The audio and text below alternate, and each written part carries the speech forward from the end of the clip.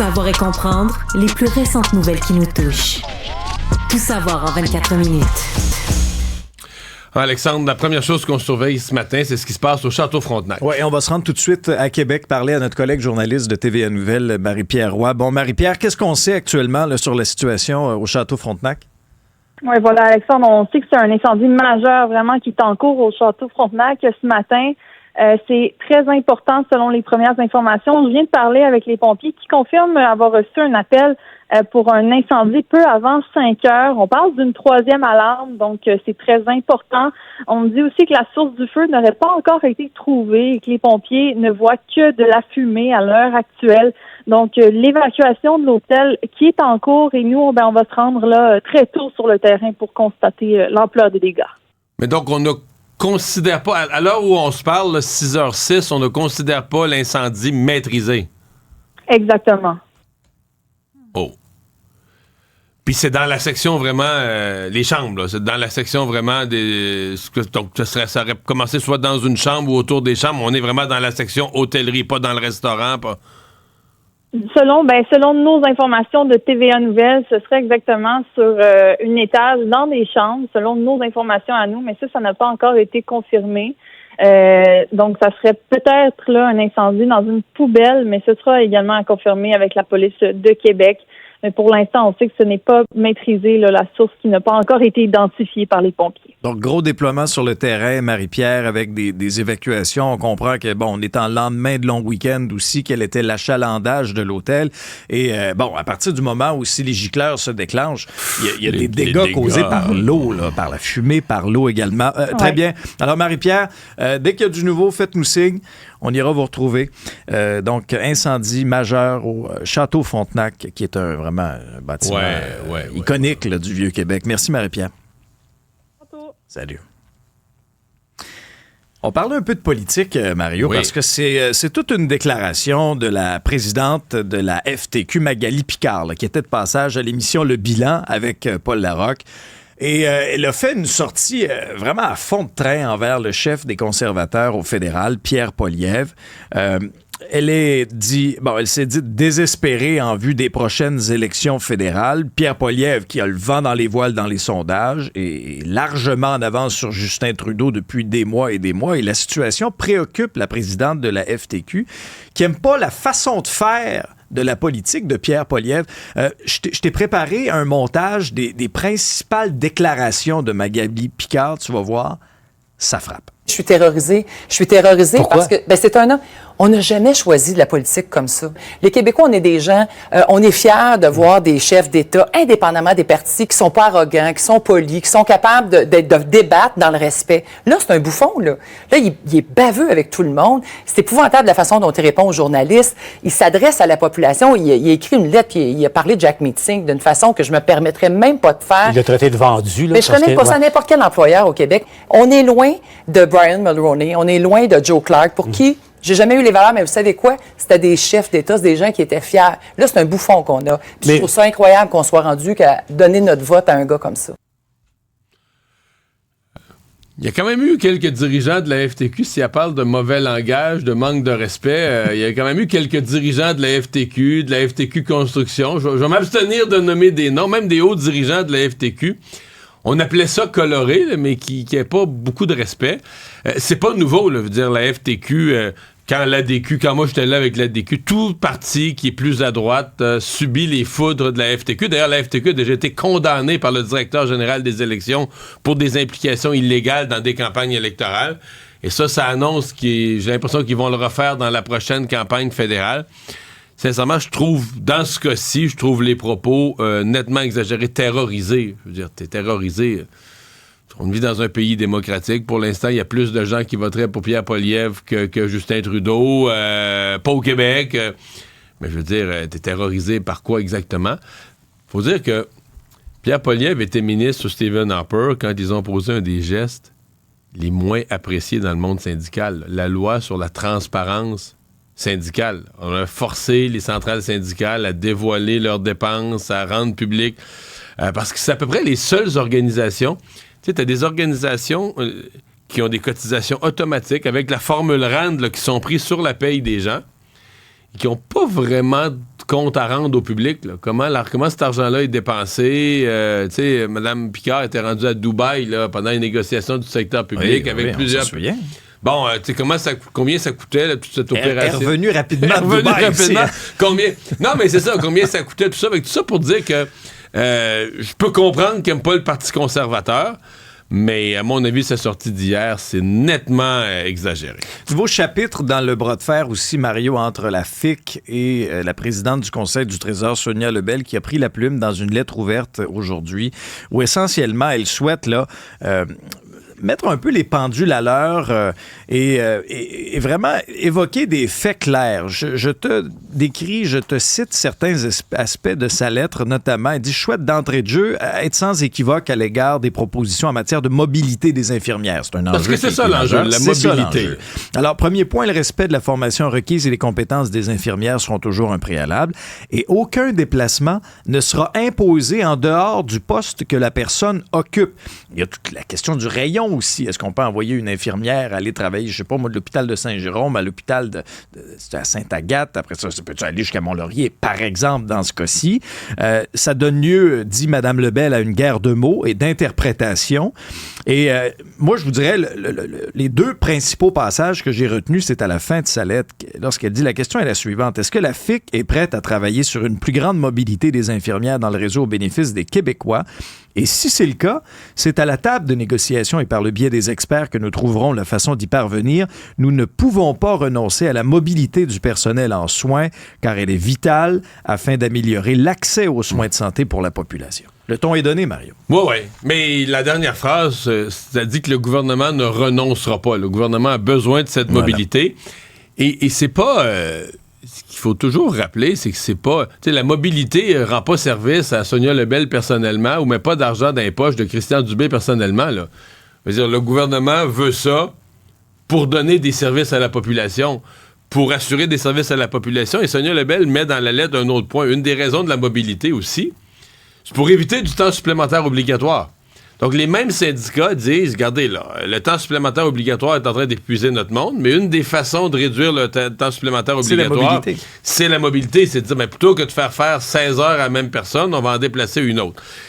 Le préalable, c'est parce que j'ai entendu beaucoup de syndiqués et beaucoup d'opposants à cette mobilité on les a entendus dire « Ah ben là, c'est ça, ils vont prendre une infirmière d'une unité d'obstétrique, puis là, ils vont l'envoyer aux soins intensifs, puis qu'on n'a rien là-dedans, on met en péril la santé des gens. » Et ça, c'est intéressant comme propos, mais c'est faux. C'est un mensonge, ça n'a jamais été proposé. Sonia Lebel le redit, on va respecter l'expertise, les compétences des gens.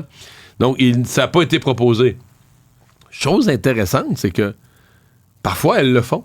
Des fois, une infirmière, pour avoir une promotion, pour se rapprocher, va changer complètement de département. Mais là, quand c'est elle qui le veut, c'est correct.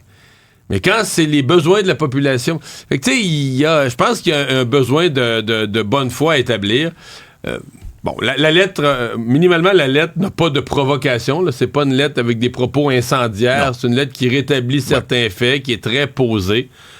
Mais à date, est-ce que la lettre va être bien reçue par la FIC? J'en doute, parce qu'il n'y a rien qui est bien reçu. Depuis quelques mois, il n'y a rien qui est bien reçu par la FIC. C'est aussi simple que ça. C'est une grosse semaine de préparation de la prochaine rentrée parlementaire à l'Assemblée nationale, Mario. Des caucus qui se déroulent à peu près tout en même temps dans la même semaine. Habituellement, et là, je sais pas, si j'étais, mettons, Québec solidaire, là, un parti qui est un petit peu plus loin d'un sondage, je dirais que c'est une mauvaise stratégie. Parce que moi, pas de visibilité. Ben oui. Moi, quand l'ADQ, j'étais le plus petit parti, je m'arrangeais pour pas faire mon caucus en même temps que les plus gros. Pourquoi? Parce que le temps d'antenne, la disponibilité des journalistes... Alors, cette semaine, tout le monde fait le caucus les mêmes jours. Là. Regardons un peu l'agenda. Donc, la CAQ est à Rimouski. Ça commence demain. Allocution de François Legault mercredi matin, en soirée également. Le PQ est à Rouyn-Noranda. Ça commence aujourd'hui. Mais aujourd'hui, c'est une journée sans médias. Ah bon? Alors, on n'aura pas de nouvelles aujourd'hui. Parfait, ils sont entre eux. Les libéraux à Gatineau aussi aujourd'hui, donc PQ et libéraux, même journée, et QS jeudi à Granby. L'importance de ces caucus-là, Mario, à l'aube de la rentrée? Il y a deux mandats. Là. Un, c'est une occasion de visibilité. Ils font des conférences de presse, veulent partager avec le public, avec la population, leur message de la rentrée. Puis je pense qu'on peut penser que c'est un moment où les gens sont un peu sensibles de quoi ils vont nous parler dans les prochains mois.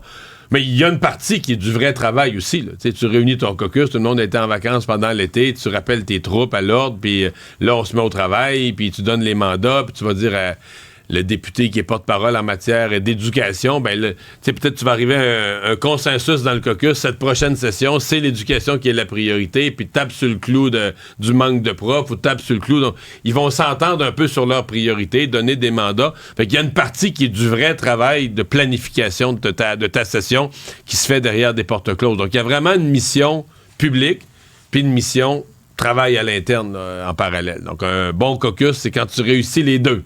C'est tout chaud, Mario. J'ai un sondage léger sur les intentions de vote à la mairie de Québec. Et on voit la tendance. Il y aurait une lutte à deux qui se dessinerait. Quoique rien n'est toujours confirmé pour le candidat potentiel Sam Hamad, l'ancien ministre libéral. Mais advenant le cas qu'il s'y lançait, le maire Marchand obtiendrait 39% des appuis contre 37% contre Sam Hamad. Donc, on est à 2%. On est quoi à peu près dans la marge d'erreur? Un, c'est très serré. Oui. 2, si j'étais le maire Marchand, j'aimerais pas ça. Ben non. Parce que, je veux dire, il reste que, en termes de sondage, tu poses la question entre un vrai maire qui est bien en poste puis un candidat hypothétique qui s'est pas annoncé. Ben puis le candidat pas annoncé est déjà à 2% de toi. Mais moi, le maire Marchand, je l'ai dit publiquement, à affronter la CAQ à ce point-là, il prend un gros risque. On a beau dire la CAQ a perdu des plumes dans la région de Québec, la CAQ est encore installée dans la région de Québec. Alors là, mettons Sam Hamad se présente. On peut penser qu'il y a le vote libéral. Puis le vote de la CAQ, là, il ira pas au maire Marchand qui affronte. Fait que tu sais, si Sam Hamad fait le plein du vote libéral, du vote de la CAQ, il va en chercher un peu dans les autres. Tu sais, il va partir avec une base politique quand même sérieuse. Quoique le vote libéral, c'est moins de monde. C'est moins de monde qu'à l'époque où Sam Hamad était lui-même libéral. Là. Mais par contre, la bonne nouvelle pour Bruno Marchand, le taux de satisfaction il est pas super élevé, mais il est à 46 contre 37, quelque chose comme contre ça. 44. 46-44. Ouais. Généralement, on dit que dans une ville, quand il y a une majorité de gens satisfaits, on change pas de maire. Mais là, c'est pas une grosse majorité. Non, mais le maire Marchand, présentement, a de quoi être nerveux avec ce sondage-là ce matin. C'est une lutte à deux. Par exemple, tous les autres candidats potentiels sont à 5% et moins. Ouais, c'est ça. Actualité. Alors, Via Rail, finalement, a accordé sa première entrevue depuis le fiasco de la fin de semaine où 450 passagers d'un train entre Montréal et Québec sont restés coincés pendant à peu près 14 heures à l'intérieur d'un train pour un trajet qui prendrait habituellement à peu près 3 heures, 3 heures et demie. Là, ça en a pris 14, donc 10 heures de retard environ. Et c'est le directeur des communications de Via Rail Canada, Jean-Vincent Lacroix, qui a accordé donc... une première entrevue, c'était sur les ondes de LCN. C'est un extrait qui résume, Mario, je te dirais, un peu tous les problèmes et les péripéties rencontrés ce jour-là. On reconnaît là, que ça a été une tempête parfaite, ce qu'on a rencontré samedi. Évidemment, c'est pas acceptable et c'est déplorable même comme situation. Évidemment, c'est des événements qu'on souhaite le plus isolés possible. Ce qui s'est passé, en fait, c'est qu'on a beaucoup parlé, il y a beaucoup d'éléments qui ont été déjà rapportés, on parle beaucoup d'éléments techniques. Les faits, en fait, c'est qu'on a eu une tempête parfaite. On a eu un premier élément, c'était un tuyau d'air comprimé qui s'est brisé vers 11h30, 11h20. Ça a été le premier problème qui a été réparé. Le deuxième problème, c'est qu'on a eu un second événement technique. Lorsque le train, beaucoup de passagers l'ont dit, le train a repris en mouvement vers environ 13h30 pour une dizaine de minutes seulement. Par la suite, c'est là vraiment, ça a été extrêmement difficile parce que c'est un problème au niveau du moteur. Qui dit moteur dit également l'alimentation électrique. Bon, ouais, c'est ça. Ça n'a pas bien été. Ça n'a pas bien été, mais est-ce qu'il y a des dommages réputationnels aussi à Via Rail à la suite de ce qui est arrivé puis de la façon que la crise a été gérée? Bien, l'affaire, oui, il y a des dommages réputationnels, mais ils sont en monopole. Mm-hmm.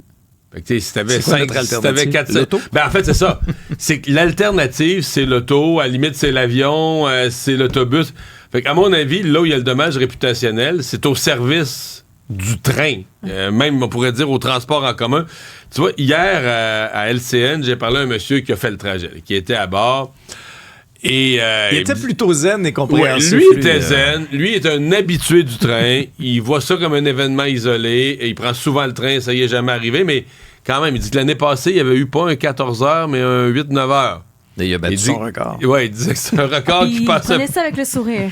Ben, il n'a pas aimé sa journée de samedi, mais il disait qu'il allait reprendre le train. Par contre, il disait que quand il a jasé avec d'autres passagers, les gens qui n'étaient pas des habitués du train, les gens qui étaient des occasionnels, où il le prenait pour une première fois comme ça, il disait ce que les gens disaient, c'est plus jamais. Là. Ce qu'il entendait autour de lui, c'est des gens qui disaient plus jamais le train. Fait que le risque réputationnel, il est là, que des gens qui vont dire, des gens qui prenaient le train, puis on dit on veut encourager le transport en commun.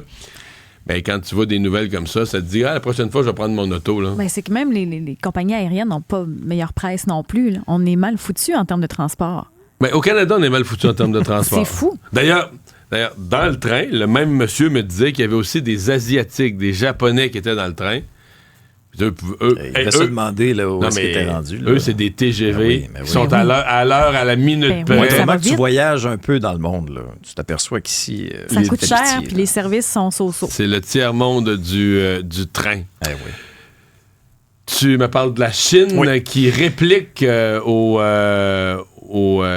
la décision du Canada, au choix du Canada d'inposer leurs véhicules électriques. Oui, ce fameux tarif, cette surtaxe là, de 100% sur les véhicules électriques, on s'attendait à ce qu'il y ait une réplique de la Chine. Eh bien, elle arrive, Mario, et elle va toucher l'industrie du canola.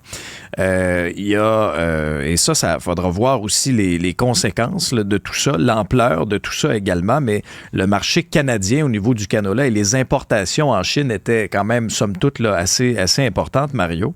Et lorsqu'on regarde à ce niveau-là, les conséquences aussi pour nos producteurs, ça, c'est un gros point d'interrogation. Surtout dans l'Ouest, un peu au Québec, là, mais surtout dans l'Ouest canadien. Oui, très massivement dans l'Ouest canadien, mais il fallait s'attendre à une réplique de la Chine.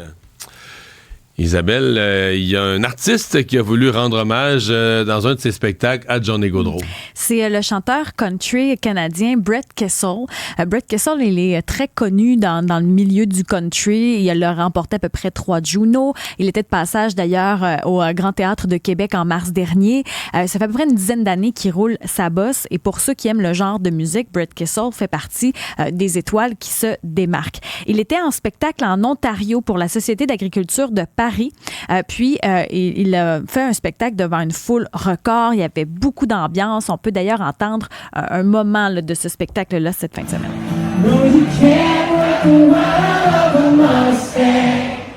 You can't drive to a freight train. Il y avait beaucoup de monde. Et à un moment donné, durant le spectacle, il a choisi de montrer le chandail de Johnny Gaudreau. Il a voulu rendre un hommage. Il avait d'ailleurs fait un vibrant hommage sur ses propres réseaux sociaux lorsque la nouvelle est arrivée. Mais je viens de dire, c'est un natif de l'Alberta, probablement un partisan des Flames de Calgary, où Johnny Gaudreau a été la vedette, l'a fait vibrer la foule pendant toute une époque, presque une décennie. Là, il était le joueur étoile à Calgary. Là. Et on sent que ça devait être un fan parce que son message d'empathie aussi sur les réseaux sociaux était très touchant. On voit, si vous nous regardez à la télévision, les images présentement, c'était sur ses réseaux sociaux. Donc, on voit qu'à un moment donné, il arrête le concert. Le chandail numéro 13. Oui, il monte le chandail à la foule. C'était important pour lui de le faire. Moment très émouvant. Et c'est arrivé en Ontario. La pression monte sur Benjamin Netanyahu. Oui, et c'est le président américain Joe Biden qui en a ajouté une couche avec une déclaration l'accusant de ne pas en faire assez pour conclure un accord pour libérer les otages.